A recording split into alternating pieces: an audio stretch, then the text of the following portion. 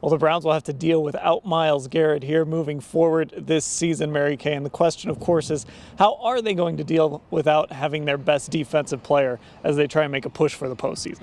Well, first of all, Myles Garrett's appeal of his suspension will be heard on Wednesday morning. But the league was pretty adamant that they felt he deserved to be suspended for the rest of the season. So I'm not sure if he'll get that reduced or not, but we'll know more about that later in the week. Larry Ogunjobi's one-game suspension, the appeal for that is being heard actually today.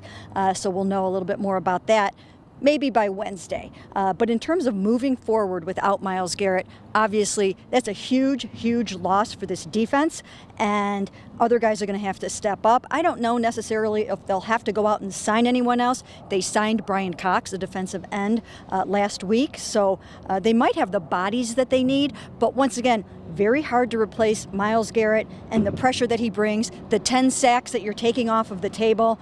But, you've got guys like Chad Thomas, Chris Smith, again, Brian Cox, Sheldon Richardson can play a little bit of end, so I think they'll be able to overcome it from that standpoint. Of course, one of the problems, Ellis, is for a guy like Chad Thomas, Myles Garrett makes his life a whole lot easier. Yeah. Of course, it could help to get maybe Olivier Vernon back at some point, but just losing Myles Garrett, not even just the sack numbers, but just his presence on the field.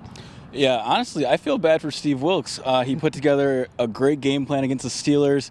He's 5 seconds away from having a long weekend where you can enjoy, 4 interceptions, 7 points allowed, and then his weekend changes quickly into scheming for ways to make up for the absence of Myles Garrett. 4th in the league in sacks with 10, and really just the way he occupies space. I expect Wilks and Freddie Kitchens to implement a lot more blitzing, knowing that these 4-man pressures aren't going to get the job done, but they've got their hands full going forward. And of course, if you blitz more, it exposes your secondary more, it exposes those linebackers more as well. So it'll be interesting to see how the Browns deal without the loss of Myles Garrett, however long that is going to be pending the appeals process. But however they do it, we'll cover it at cleveland.com/Browns and on Football Insider, which you can sign up for there. Just click on that banner at the top of the page.